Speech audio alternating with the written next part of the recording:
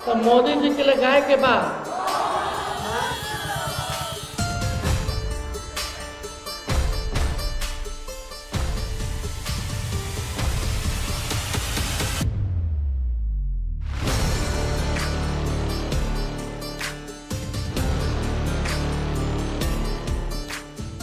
देखिए, बेरोजगारी चाहिए तो एनडीए को चुनिए, अगर नौकरी रोजगार चाहिए तो लालटेन को जलाइए, गरीबी चाहिए, महंगाई चाहिए तो मोदी जी को चुनिए, एनडीए को चुनिए।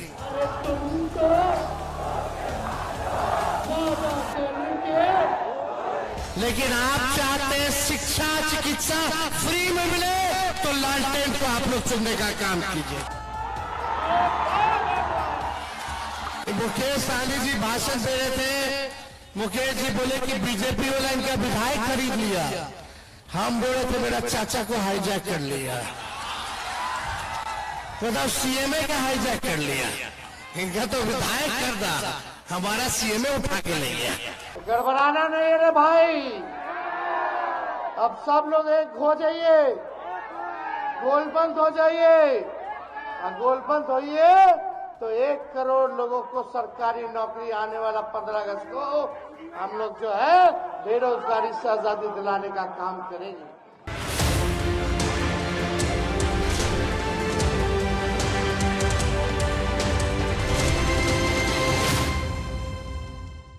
साल 2020 में बिहार में अगर सब कुछ ठीक रहता तो तेजस्वी यादव और उनका पूरा परिवार इतिहास रच देता। तेजस्वी यादव मुख्यमंत्री बनते तो एक ही परिवार से 3-3 मुख्यमंत्री होने का एक रिकॉर्ड कायम हो जाता। तब तेजस्वी यादव मौका चूक गए, लेकिन 2025 में तेजस्वी यादव के लिए पूरी गुंजाइश है और इसके लिए तेजस्वी यादव ने तैयारी भी शुरू कर दी है।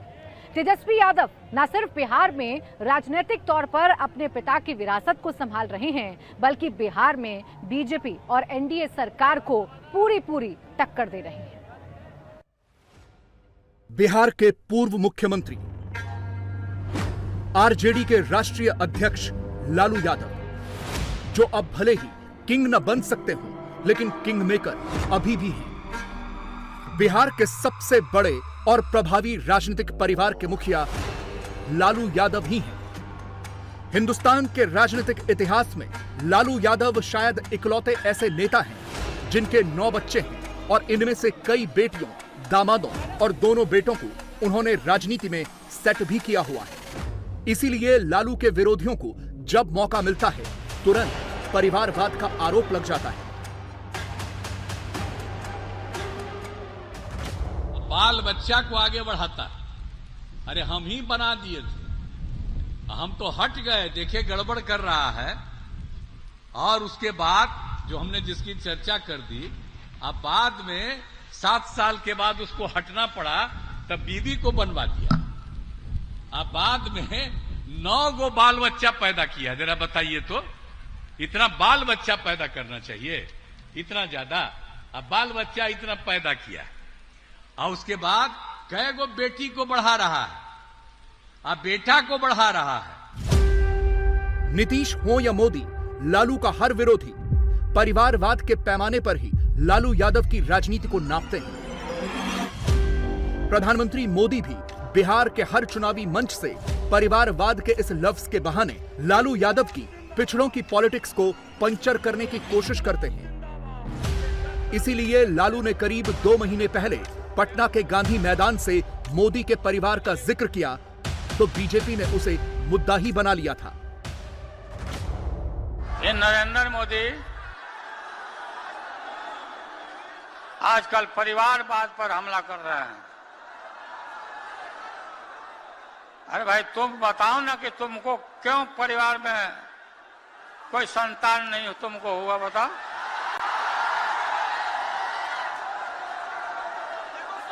ज्यादा संतान होने वाले लोगों को बोलता कि परिवारवाद है, परिवार के लिए लोग लड़ रहे हैं।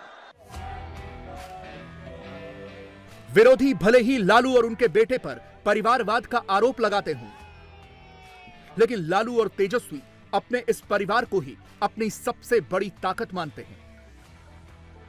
लालू के इस परिवार में 7 बेटियां हैं, 2 बेटे हैं, उनके दामाद हैं, बेटियों के बच्चे हैं और अब तो उनके सबसे छोटे बेटे तेजस्वी यादव की बेटी भी है। लालू यादव पर परिवारवाद के आरोप लगते रहे हैं और ये परिवारवाद के आरोप उस वक्त और भी गंभीर हो जाते हैं जब लालू यादव लोकसभा चुनाव में भी अपने ही परिवार को तरजीह देते हैं। इस बार भी लालू यादव ने अपनी 2 बेटियों को लोकसभा का प्रत्याशी बनाया है और बेटे तेजस्वी यादव को वो अपनी राजनीतिक विरासत सौंप चुके हैं। इसके अलावा अपने दूसरे बेटे तेज प्रताप यादव को भी वो सरकार में मंत्री बनवा चुके हैं। इसीलिए लालू यादव पर बीजेपी परिवारवादी होने का आरोप लगाती है। बिहार में आरजेडी सबसे ज्यादा 26 सीटों पर चुनाव लड़ रही है और इनमें से लालू यादव ने 2 सीटों पर अपनी बेटियों को उतारा है। पाटलिपुत्र से सबसे बड़ी बेटी मीसा भारती को प्रत्याशी बनाया गया तो सारण से दूसरे नंबर की बेटी रोहिणी आचार्य को उम्मीदवार बनाया गया है। लेकिन देश की सियासत में सबसे ज्यादा चर्चा है लालू की दूसरी बेटी रोहिणी आचार्य की। रोहिणी आचार्य अपने पिता लालू यादव की परंपरागत सीट सारण से प्रत्याशी हैं और उनके सामने बीजेपी के राजीव प्रताप रूडी को टक्कर देने की चुनौती है, जो पिछली 2 बार से लगातार जीत रहे हैं।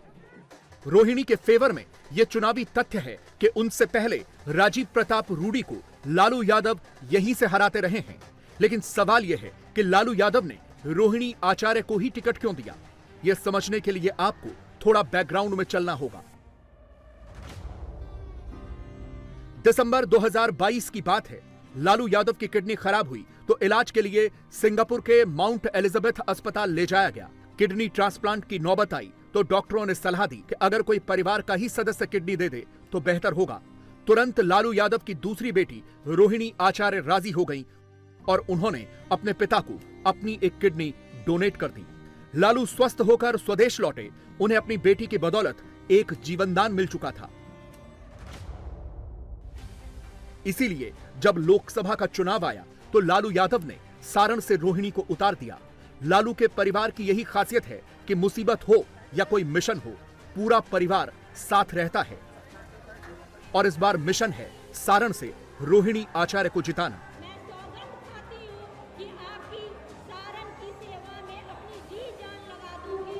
इसीलिए पूरा का पूरा यादव परिवार प्रचार में जुटा है।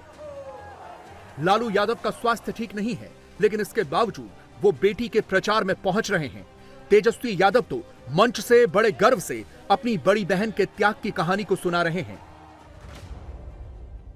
और आप सब लोगों को पता है क्या परिस्थिति रही, क्या त्याग मेरी बहन ने किया है, उसको हम बताने का समय अभी नहीं समझते। आप सब लोग जानते हैं कि इन्होंने क्या त्याग दिया है।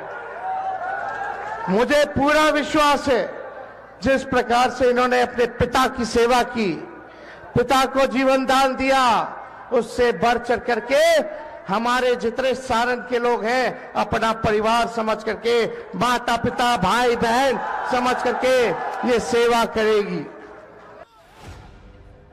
सियासत की दुनिया में भले ही रोहिणी आचार्य नहीं हूं, लेकिन उनके लिए सियासत नई नहीं है। इसी सियासी माहौल में वो पली बढ़ी हैं। अभी तो वो मंच से लिखा हुआ भाषण पढ़ती हैं, लेकिन परिवारवाद के सवाल पर खुलकर जवाब देती हैं और बेबाक बोलती हैं। ये भी आपको मालूम होगा कि लालू यादव पर पहले ही से परिवारवाद का आरोप लगता रहा है। अब आप राजनीति में आई हैं तो जाहिर है एक मौका और मिल गया है एनडीए को ये आरोप लगाने का।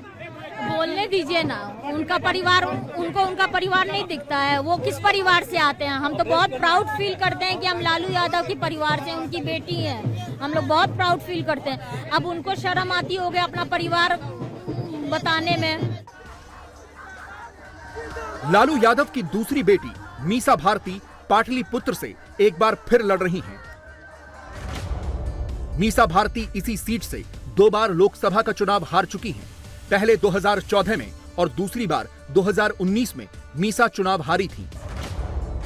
इस बार तीसरी बार अपनी किस्मत आजमा रही हैं। मीसा भारती पहले से ही राज्यसभा की सांसद हैं।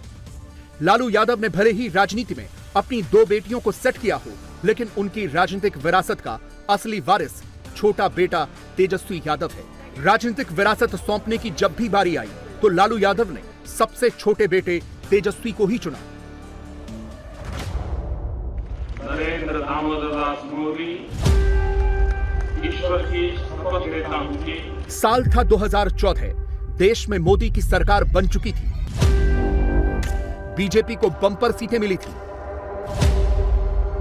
पहली बार पूर्ण बहुमत की सरकार बनी थी और इसमें बिहार का भी बड़ा योगदान था। लेकिन बिहार में लालू यादव और नीतीश कुमार दोनों की बड़ी हार हो गई थी। लालू को सिर्फ 4 सीट और नीतीश को 2 सीट मिली थी। लालू यादव समझ गए थे कि मोदी को हराने के लिए एक होना पड़ेगा। 2015 के चुनावों से पहले लालू ने महागठबंधन बनाया, जिसमें नीतीश के साथ कांग्रेस को भी शामिल किया और फिर बिहार की राजनीति में बहुत बड़ा बदलाव हुआ। नतीजे आए तो लालू नीतीश का यह महागठबंधन बम्पर सीटें जीत चुका था। बीजेपी बुरी तरह से हारी थी। लालू की नीतीश से सीटें ज्यादा थीं, लेकिन फिर भी उन्होंने नीतीश को ही सीएम बनवाया और डिप्टी सीएम के लिए चुना अपना सबसे छोटा बेटा तेजस्वी प्रसाद यादव। इस सरकार में लालू यादव के बड़े बेटे तेज प्रताप यादव भी स्वास्थ्य मंत्री के तौर पर शामिल हुए। चारा घोटाले के केस में तेजस्वी के पिता जेल चले गए थे और परिवार के साथ पार्टी चलाने की पूरी जिम्मेदारी तेजस्वी यादव पर ही थी। नीतीश कुमार 2017 में ही उनके साथ अलायंस तोड़कर बीजेपी के साथ सरकार बना चुके थे। ऐसे में आया 2020 का विधानसभा चुनाव। सामने बीजेपी और नीतीश का गठबंधन था और दूसरी तरफ तेजस्वी कांग्रेस के साथ मिलकर चुनाव लड़ रहे थे, लेकिन लीड तेजस्वी ही कर रहे थे। नतीजा आया तो तेजस्वी ने कमाल कर दिया था। वो जीत तो नहीं पाए थे, लेकिन अपने अकेले दम पर उन्होंने बीजेपी और जेडीयू को पानी पिला दिया था। तेजस्वी 75 सीटें पाकर बिहार में सबसे बड़ी पार्टी बनी। बीजेपी को 74 और नीतीश कुमार को 43 सीटें मिली। हालांकि बिहार की सियासत एक बार फिर बदली। साल 2022 में नीतीश कुमार ने फिर पलटी मारी और बीजेपी का साथ छोड़कर तेजस्वी यादव के साथ गठबंधन कर लिया। एक बार फिर नीतीश कुमार बिहार के सीएम बने और तेजस्वी यादव को दोबारा बिहार के डिप्टी सीएम बनने का मौका मिला। लेकिन इस बार भी उनका ये कार्यकाल सिर्फ 2 साल का रहा, क्योंकि 2024 की शुरुआत में ही नीतीश कुमार एक बार फिर पलट गए और बीजेपी के साथ मिलकर बिहार में सरकार बना ली। लेकिन जानकारों का मानना है कि नीतीश के बार बार ऐसे पलटी मारने से उन्हीं का नुकसान ज्यादा हो रहा है।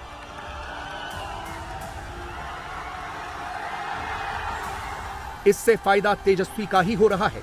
तेजस्वी ने 2020 की चुनावी कैंपेन में 10 लाख सरकारी नौकरी देने का वादा किया था। नीतीश के साथ सरकार बनाने के लिए जब तेजस्वी आए तो सरकारी नौकरियां देनी शुरू भी कर दी थी।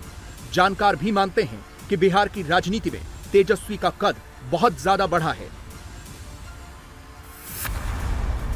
बिहार में जाति आधारित जनगणना हुई तो इसका क्रेडिट तेजस्वी ले गए। इसी के आधार पर इंडिया अलायंस देश में जातियों की गिनती करवाने की बात कहता है। तेजस्वी लगातार सांप्रदायिकता, बेरोजगारी और महंगाई जैसे मुद्दों को उठा रहे हैं, जो राष्ट्रीय राजनीति की बहस का मुद्दा भी बना। इसीलिए इस बार आरजेडी की कैंपेन का मुख्य चेहरा तेजस्वी यादव ही हैं। आरजेडी के हर पोस्टर, झंडे और सोशल मीडिया के हर फ्रेम में तेजस्वी ही हैं।